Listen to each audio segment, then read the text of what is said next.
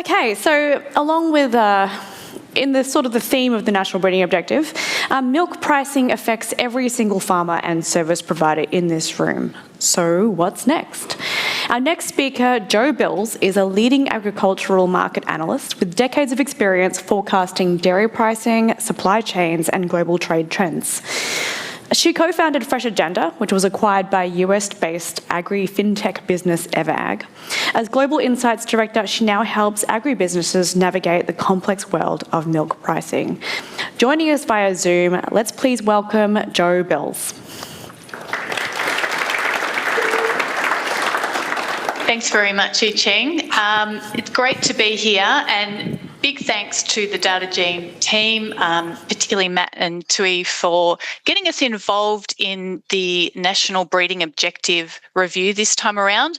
My understanding is this is the first time that I guess a market lens has been applied to the National Breeding Objective, and it's been great to hear about all the consultation work that's gone into it as well. So what I wanted to take you through is what we did in terms of trying to understand what the dynamics around milk pricing have been in the past and will be in the future. So some of the questions that we were wanting to explore were what drives protein and fat value in milk, what have been the trends in farm gate payments for protein and fat over time, and are there significant regional differences? And then we were also wanting to determine what are the relationships between the farm gate milk prices that have been paid over the years and what feed costs do on farm. And using that historical information, what we were seeking to do was develop some regional models that link milk price and feed costs to each other, if possible. So firstly, what drives milk prices? And, I guess we've been used over the years in Australia, we're a shrinking industry. More and more of our milk is sold in the domestic market. But I guess the thing that we say a lot in our line of business is the global market still matters. And you can just see here in this chart, this is the commodity milk value, which we calculate weekly at EverAg, and the comparison with farmgate milk prices paid here and in New Zealand. And you can see that over time, there's a pretty good correlation between the commodity milk value, which is basically the basket of commodities, skim milk powder, whole milk powder, cheese and butter that the industry produces, and farmgate prices that are paid.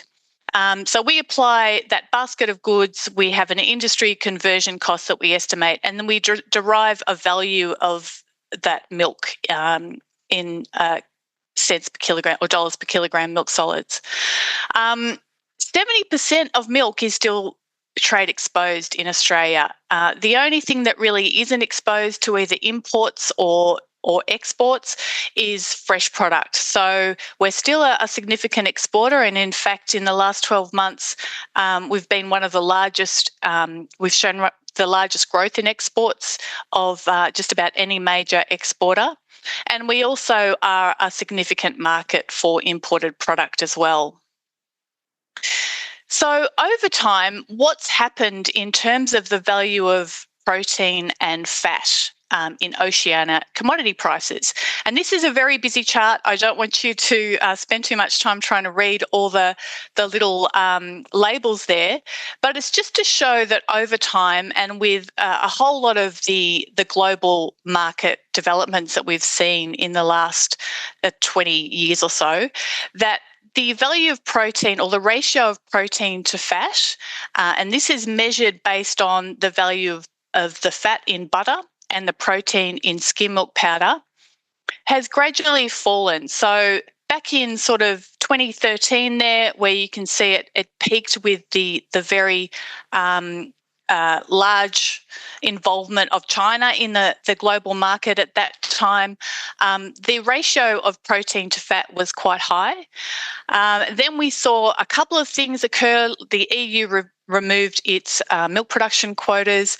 We saw a surge of production out of Europe, and we saw Europe reintroduce intervention. So at that time, intervention was applied to skim milk powder, and the European Union built up a whole lot of stock of skim milk powder, and that basically depressed prices, you can see, from about 2018 onwards.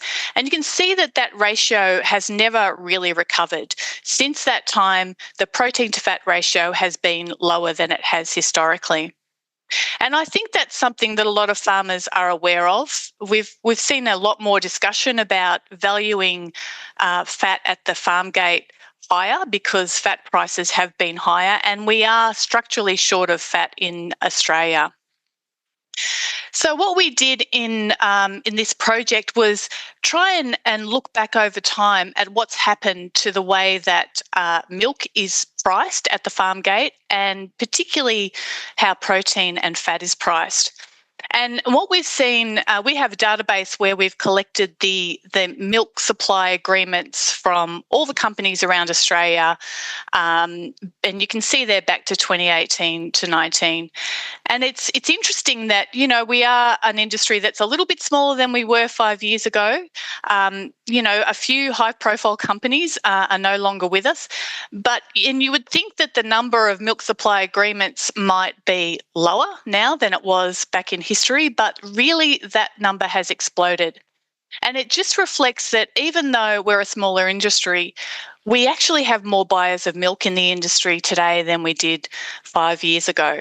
There are diverse business models and end users.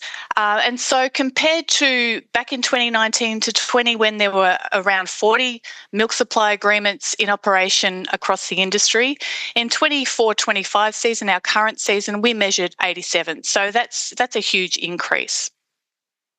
And in terms of looking at those milk supply agreements and the ratio of protein to fat in farm gate payments, what we saw is, you know, over time, Victoria had much higher value of protein on average in its milk supply agreements.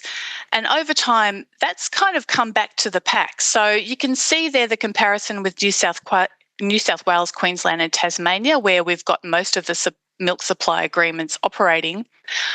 They've really converged around a simple average of 1.5 to 1.6, but there is a big range still of 1 to 2. Now, I should stress that this is just a simple average of the milk supply agreements. We weren't able to obtain how much milk is supplied under each of these different types of milk supply agreements. We think there's still a lot that values protein higher. A lot of milk supplied under those agreements. But this is really just a simple average of the available agreements that are out there.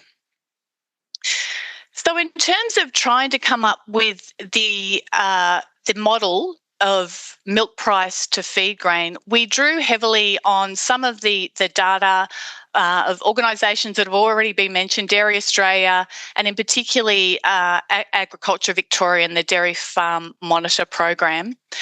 And what we pulled together was some of the information out of the Dairy Farm Monitor program expressed in a way that we could model what the feed cost was in terms of dollars per kilograms of milk solids against milk income, or in other words, milk price. So to do that, we sought the information for the longest time series that we had, which is for the Victorian Dairy Farm Milk Product program. That was the longest data set, the most comprehensive data set for the 3 Victorian regions. Unfortunately, for some of the regions, the data sets weren't quite as long and weren't quite as easy to deal with. So we've just focused on the Victorian regions for that long series. Some of the other things I just wanted to mention, obviously, milk price may have a relationship to feed costs, but you would know intuitively that feed costs would also be influenced by how much feed you actually have to purchase and what the cost of that feed is. And one of the drivers of the cost of feed is obviously how much is it raining? Are we in drought? And on farm, related to that is how much pasture you have available. So rather than use rainfall mapping, we just use as a proxy for how dry or how, how weather was impacting farm systems, the available pasture measure out of the Dairy Farm Monitor program. And we've just expressed that in terms of dollars per kilograms milk solids. So that's a very complicated way of saying we did some correlations, and Matt's already, emphasised our love of correlations, using this data to look at some of the Victorian regions. And you can see with the chart on the left here that there's a really high correlation between milk price and feed costs in the Gippsland region based on that Dairy Farm Monitor program data. 86% of the average variation in those things can be explained by milk price. So 86% of the variation in feed costs. There was also a high correlation that we found between the feed costs and feed wheat price. That's the average feed wheat price that Dairy Australia reports. That explained 87% on average of the variation in feed costs as well. So based on those things, the milk price, the feed wheat price, and the available pasture that we got through the Dairy Farm Monitor program, we had a very high R-squared for that feed cost model of 96%. So again, that's explaining about 96% of the variation in feed costs is explained by this model. So it gives us a lot of confidence that this is a valid relationship. The other region that I just wanted to highlight was Northern Victoria. So exactly the same approach, but what we found was a lower correlation between milk price and feed costs. It was 72% on average, not bad, but a lot lower than we saw in the Gippsland region. But it kind of makes intuitive sense when you think that for a lot of Northern Victorian systems that are PMR or TMR, that no matter what the milk price is doing, farmers are going to have to feed a certain amount just based on their system. There was a really high correlation between feed costs and feed wheat price, as you'd expect. That was similar to Gippsland. But we found modelling for that region was based only on feed wheat price and available pasture was the highest R-squared. So milk price was less, explanatory for differences in feed cost for the Northern Victoria region. And I guess if you squint and, try and suspend disbelief, you could say that's sort of a proxy for some of the northern regions for which we didn't have such good data, that a lot of those regions are more locked into feeding no matter what the milk price is. So that could be almost a proxy for some of those regions we didn't have such great data for. So that was the history. The part 2 of this project was to try and project what the value of protein and fat might be for the next decade. And to do that, we utilised our long view scenario analysis framework that we've developed within Everag. We projected fundamental values. We're careful not to say we forecast price, but we do forecast the value that the supply and demand fundamentals suggest dairy commodities should be into the future. So we did that for skim milk powder and butter, again, as proxies for protein and fat. And we also drew on the Australian Milk Pool study, which we were lucky enough to do for the industry late in 2023, to look at some future supply scenarios for the Australian industry and what that might mean for where milk is produced and what kind of product mix the Australian industry will have. From there, we wanted to develop a weighted average Southern Australian feed cost model and then project Southern Australian milk price and feed cost right out to 2035. So just briefly, what is the long view analysis? This is a platform that we've developed within Fresh Agenda First and now Everag to try and understand what the future scenarios for global milk supply and demand might be, given the sort of macro drivers that are going to be out there in the next decade. So environmental issues, the sort of geopolitical developments that we might be seeing, the transition to renewable energies, and the focus on greenhouse gas emissions, and what that might mean in terms of future global dairy industry production. And you can see, hopefully, on the right-hand side, we've got an axis of global market connectivity between integrated and fragmented. So that's just trying to say, you know, are we all going to come together as a global industry for dairy and say, these are the challenges we face, let's do it all together, my partner in crime, Steve, usually calls it the kumbaya scenario, where we do everything together and we move forward? Or are we going to be very fragmented, and everybody does their own thing, basically? And across the horizontal axis there is resource intensive versus sustainable. So on one extreme, we basically don't care how much resource we use, we're going to produce as much as we possibly can, and, you know, don't worry about the consequences. And at the other extreme, we're going to be very sustainable, and try and take care of the environment as much as we can.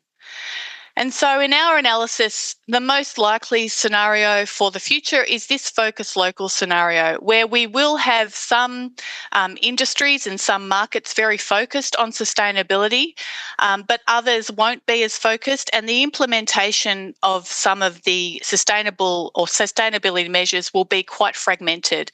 And in fact, a lot of it may not even be driven by governments. A lot of what we're seeing right now and likely into the future is going to be really dictated by corporate agendas. So not at all coordinated. So adding on to this very complicated diagram that I showed you earlier, we've overlaid the OECD fodder and grain price forecasts, which go out a full decade, to get that variable of feed price, and we've adjusted it for regional trends. So it kind of lines up with what would likely happen in the Southern Australian region. And we've also used the Longview platform to develop long-term projected fundamental values for butter and skim, again, as that proxy for fat and protein, and also, therefore, a value of milk in Australia over the next decade. So some of the big findings out of Longview are around what happens with the major exporting producers, which is the MEPs there on the left-hand side. They're going to continue to be the ones that really drive global markets for dairy products. We're seeing limited growth likely out of the major exporting regions of New Zealand, including Oceania, including ourselves, and Europe. And US will be the major region, or really the only region with significant expansion potential. The US and the EU we see as the greatest contributors to use of milk, and they are also major exporting producers. So their use of milk within their domestic market will continue to have a major impact on global trade, which is already a very small part of overall milk production around the world. It's less than 10% is actually traded. Cheese within these major domestic markets is going to be the major consumer of butterfat. And what we're seeing in Europe and the US is that over time, more and more of their milk production will be used in cheese. And in particular, a lot of that increased use will be in cheeses like mozzarella, which releases a fair bit of cream as well. But the expanding protein applications that we've seen over the last 5 years, that will continue to expand in terms of the broad applications from infant formulas, which we were used to be seeing the major consumer of whey and other milk proteins. We're seeing that expanding right now across sports, weight loss, companions, I guess, food and ready-to-drink consumables that support some of the weight loss drugs that we're seeing introduced. We will see expanding protein applications, and in the last 12 months or so, we've seen that really push the high protein variants, the whey proteins, the milk protein concentrates and isolates, way beyond the comparable value of protein in skim milk powder. That's going to attract a lot of investment in terms of some of these synthetic producers.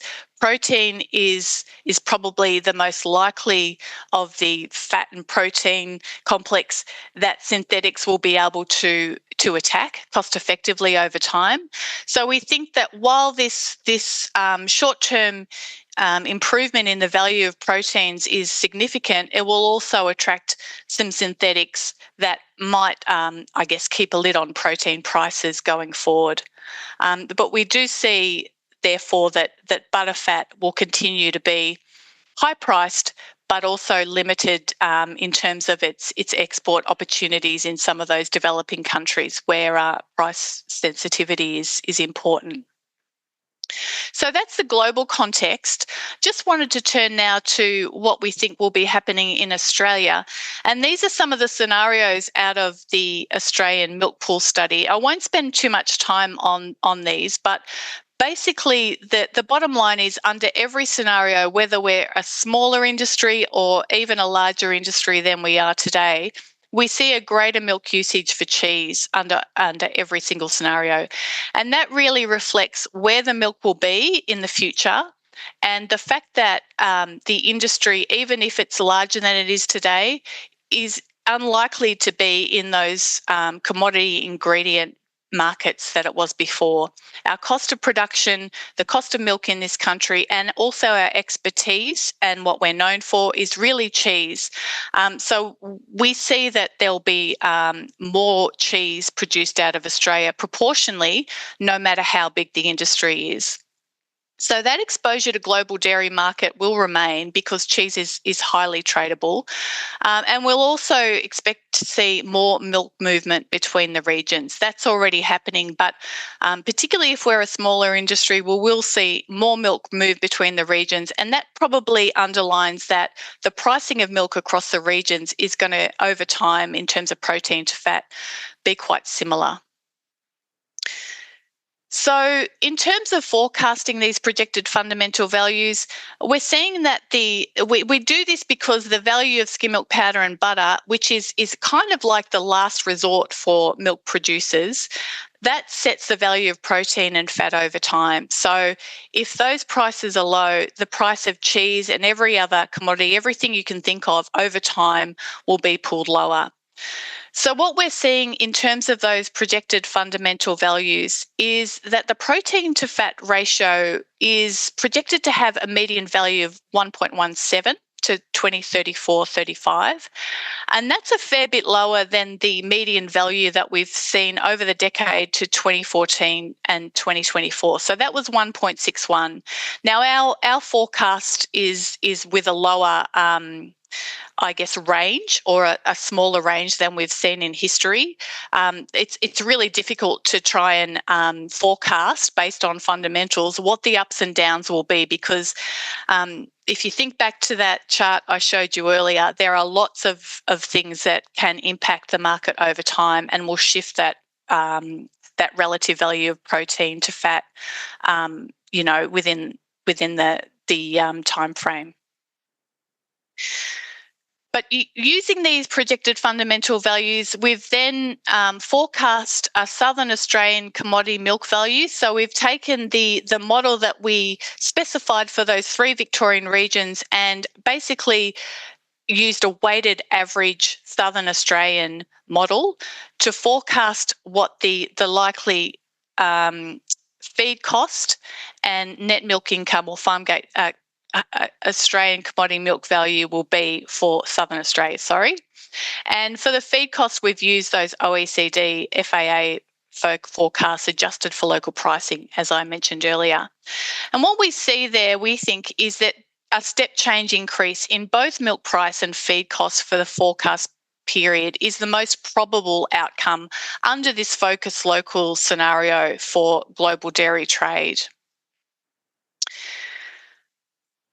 And what we did to try and, I guess, simulate what the impact of some of those unknown unknowns, like weather, climate might be, is we ran a Monte Carlo simulation, which is basically a modelling that just runs 100 simulations almost instantly of what the possible outcomes are going to be. And so that is kind of like a proxy for these unexpected situations like weather. And what that showed is there's likely to be more upside in terms of milk value and some of those feed cost models. So just to wrap up, and I'm almost going to be on time, Ching. Protein and fat pricing, what we're seeing is going to be milk growth constraints globally to 2035. More cheese means a limited amount of butter fat, and we're going to see increased protein competition from synthetics, which will keep a lid on protein prices. So we're projecting it's closer to 1-to-1 for a protein-fat ratio than we've had in the past, with a narrower, possibly a narrower spread in value. So what that means for the NBO review, component milk pricing is not really a current feature. What we saw with that proliferation of milk supply agreements is that the value of commodities isn't being reflected in milk price so much as the competition for milk is just meaning that processors are wanting to have an offering for everybody across the industry. So we don't see that in the future or in the short term that is going to change. Milk processors will want to make themselves attractive to suppliers in all regions with all systems, but we are likely to have a structural fat shortage in this country. Fat may be incentivised more in the future, but with limited milk growth, we think the processors will probably continue to keep their options open in terms of attracting supply. And finally, the milk price to feed cost. Feed cost is not just related to milk price, particularly as we go into those more intensively fed systems. But we can have a go at modelling milk price to feed cost ratio, and it's a fairly good fit. We see a step change in both milk price and feed costs out to 2035. In terms of the NBO review, feed cost is related to milk price, but also available pasture and grain cost really improve the relationship of those models. And the relationship, as I said, is very system dependent. So I'll leave it there, Ching. Awesome, thank you. Thank you very much, Jo. It's really interesting to see how your work has fed into the National Breeding Objective model. So that's very cool. Thank you very much for that.